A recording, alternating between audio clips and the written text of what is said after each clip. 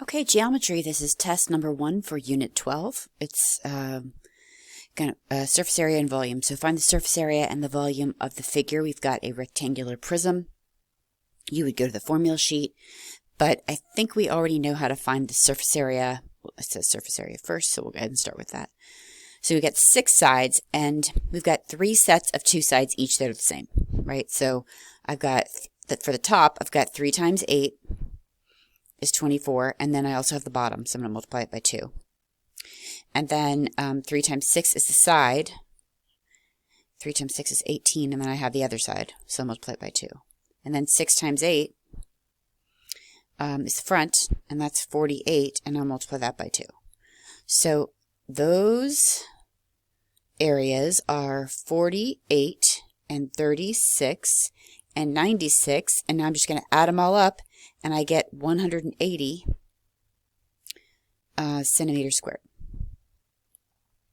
For the volume, I just have to multiply length times width times height, and I get 144 centimeters cubed. Number 2, how did this move? Okay, answer the question below and find the surface area. Okay, so if we go to the formula sheet, we've got a, where is it? Here. We've got a triangular prism. The surface area is the height times the perimeter. The perimeter is, and since the triangle is the bases, it's the perimeter of the triangle. So we go back to the test. Oh my gosh. Here. In the formula for the surface area of the triangular prism, what do you use the P and the B for? Okay, well, P is the perimeter of the triangle, and big B is the area of the triangle. So to find the surface area equals HP plus 2 times big B. So we've got the height times, let's see, the height is 3, right? And times the perimeter of the triangle is 6 plus 10 plus 8. So I'll just write that in there, 6 plus 10 plus 8. Plus 2 times the area of the base. The base is a triangle, so that's 1/2, 8 times 6. Well, those 2's are going to cancel, so that's just a 48. So this is a 72 plus 48, which makes it 120 meters squared. 120 goes right there. Number 3. This is a pyramid, but it's triangular. And the formula for the, wait, what are we finding again? Let me go back. Lateral area. Lateral area is 1/2. I need to pause this. Come on. Where's the thing to pause it? Okay. So for any pyramid, you look underneath it. This picture has a base that's a square, but this formula works for any shape because they call it the area of the base, big B.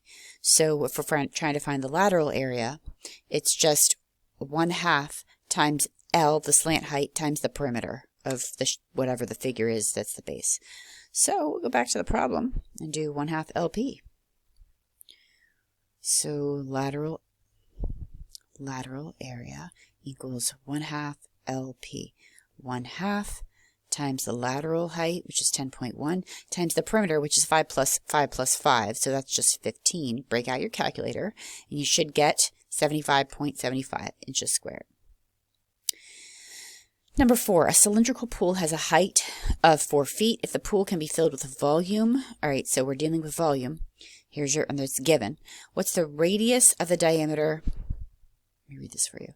Of the pool. Round the nearest whole number. Okay, so we know we're dealing with volume. So we go over to the formula sheet, we find the formula under the cylinder, and that's volume equals pi r squared times the height. We put in the numbers that we know. In this case, they gave us the volume. They did not give us the radius, and they gave us the height of the pool, which is 4. So now we're going to isolate the radius. So if we divide both sides by 4 and pi. And you got to be careful when you do that in the calculator. You got to tell the calculator you're dividing by the 4 and also by the pi. When you do that, you'll get r squared. And that ends up being 16. Well, no, 8 times 8 is 64. When you take the square root of that, because this is for r squared, we just need r. R should be 8. So the radius of the pool is 8, and the diameter is twice that, so it's 16. Number 5. Number 5 is surface area of a sphere. So you go to the formula sheet, you find the formula, you write it down, which is surface area equals, pause. Surface area equals 4 pi r squared. So we plug in 4 pi, and the radius is given to us. It is 8.6, and that is squared. Take out our calculator, we get 929.4, which is right here, so that's your surface area. To find the volume, we use the other formula, 4/3 pi r cubed. And we know what r is. R is given to us, and it's 8.6. So we just take our calculator out, multiply all that Jones together, and we get this. Done. Cone. Cone has a radius of 6 centimeters. And this is number 6. I should move this over. I don't know why I did this earlier. I'm going to pause. Okay, radius is 6, slant height of 13.4. It's on the diameter. I mean, it's on the diagram, so that's nice for us. Find the height in the cylinder, the distance from the point from the center of the circular base, and the volume of the cone. So the height is right here. We are going to have to use Pythagorean theorem for that. So we go ahead and start with c squared, or we could just do height squared. Let's do that. Let's do c squared equals a squared plus b squared. That's how I have you write it anyway. C is 13.4 squared equals 6 squared plus, let's do the height squared.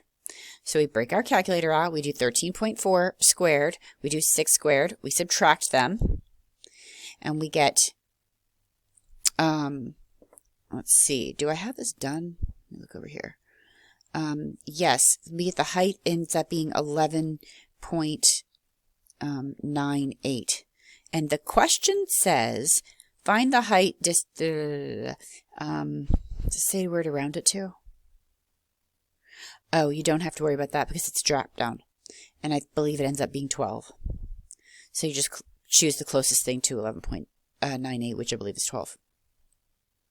Okay, so, and then for the volume, we're going to use the volume formula, which is 1/3 pi r squared times the height. And I'm sure you're looking each one of these up, and that's perfectly fine, but they're on the formula sheet. The radius is 6 squared, and now we know the height, 12. So we break out our calculator, and we get 452.39. And I don't know if they rounded that to the nearest whole number there. I don't have that written down. But either way, that's the answer. Number 7, if you double, multiply by 2 each dimension of a 3D shape, what will happen to the surface area and the volume? Okay, so let's just draw a picture and kind of give us an idea. So if we have a cube, okay, that's a 1 by 1 by 1. Well, the volume is going to be 1 meter cubed. We'll just say we're dealing with meters. Okay, and they're asking us if we double that, 2, 2, 2, we get 8. So what will happen to, we'll start with, I just did volume. The volume is actually going to end up being,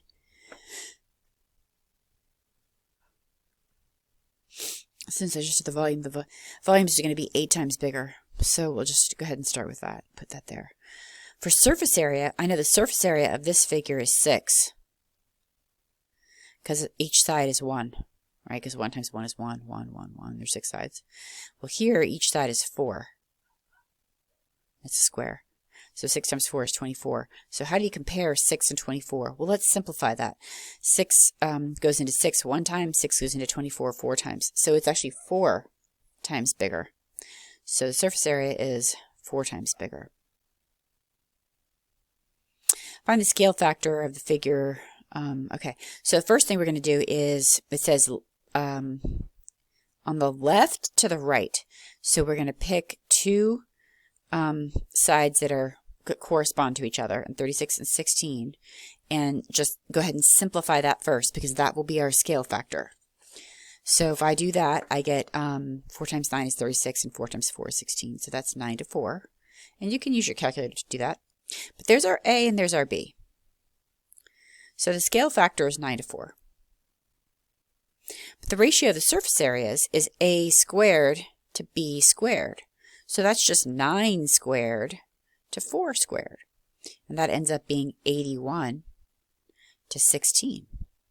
And then the ratio of our volumes is A cubed to B cubed.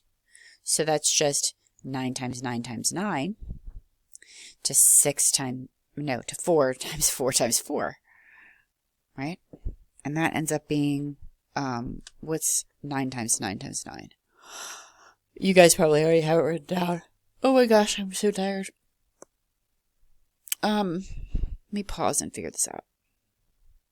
Okay, I'm looking at my work, and I think I got I think it's 729 to 64. That makes sense, because I know that 64 is 4 cubed. Okay, so number 9, last one. So the snow cone is made of a hemisphere which is perfectly on top of a cone. If the radius of the cone is 2 inches, and it's drawn on the diagram, and the slant height of the cone is 4 inches, which is also drawn on the cone, and find the total surface area. So we're just going to find the surface area of the hemisphere first. So that's only half of the formula for surface area of a sphere. And oh wait, what was R? R is 2. And so when we take that out and multiply that out, we get, rounded to the nearest tenth, 16.8. So that's the surface area of the hemisphere. Then we move on. Now we're doing the lateral area of the cone. We don't want the top of the cone, because we're doing the surface area of the entire cone. The surface of the cone, this part, is not going to be included because that's on the inside. So we're doing the lateral area. So we do the lateral area, and we get, that's pi r L, and that ends up being 16.8 when you plug in the lateral height is 4, and then the radius is 2 times pi. So is there a place to put that? Yep, lateral area of the cone. Wait, no, that was the first answer. I'm too tired to be doing this right now. It's fine. Everything's fine. 2 times 4 times pi is 25.1. I don't want to confuse you, which I'm sure I already did. They're asking for the total surface area, and that's when you add the two numbers together, and you get 41.9. And is that it? That's it. Peace out.